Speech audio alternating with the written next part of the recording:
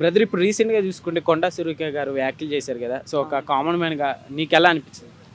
C కొండ సురేఖ గారు state minister అయి ఉండి తను వ్యాఖ్యలు ఏం చేశారంటే థియేటర్ వల్లనే నాగార్జున గారు నాగ చైతన్య గారు అండ్ సమంత విడాకులు తీసుకున్నారు బికాస్ ఆఫ్ తను కండక్ట్ చేసిన రేఫ్ పార్టీలు తన ప్రభుత్వంలో ఉన్న అప్పుడు ఏం పట్టించుకోలే అని. కానీ తన ప్రభుత్వం ఉన్నప్పుడు యూత్వి కానీ ఎంటర్ప్రీనర్స్ కానీ చాలా చాలా డెవలప్మెంట్ చేశారు, ఐటీ యాప్స్ కానీ.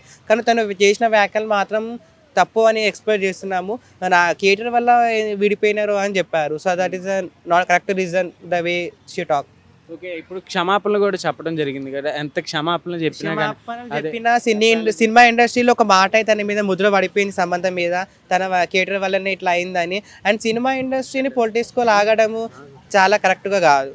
కావాలని ఇలా టార్గెట్ చేస్తున్నారంటావు అక్కినేని ఫ్యామిలీకి? ఇప్పుడు రీసెంట్గా మనం చూసుకుంటే ఎన్కన్వెన్షన్, ఇప్పుడు అలానే సమంత గారి ఇష్యూలో వాళ్ళ ఫ్యామిలీని టార్గెట్ ఏమైనా చేశారంటే ఏం చెప్తారు? See one of the main reason NS convention వల్ల అది ఉండొచ్చు. కానీ కంపేర్ చేసుకుంటే నాగార్జున గారి పేరు కూడా చాలా వినబడుతుంది ఈ రీసెంట్ టైమ్స్లో. చాలా అంటే చాలా తన పేరు గుడ్లో కానీ బ్యాడ్లో కానీ చాలా ఫేమ్ అయింది.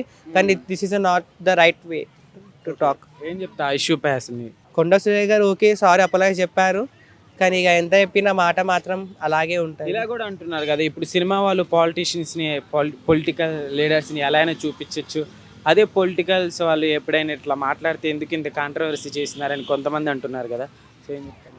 సి అది ఎవరు కమెంట్ చేస్తే వాళ్ళ ఒపీనియన్స్. కానీ యాక్టింగ్ చేసిన రోల్స్కి మాత్రం కరెక్ట్గా చేసి ఓకే. బట్ సినిమా వాళ్ళని ఇట్లా మధ్యలో తీసుకొచ్చి పొలిటిక్స్లో న్యూస్లో చేయడం ఇది కరెక్ట్ వే కాదు అని ఎక్స్పెక్ట్ చేస్తున్నాము. Okay brother, thank you.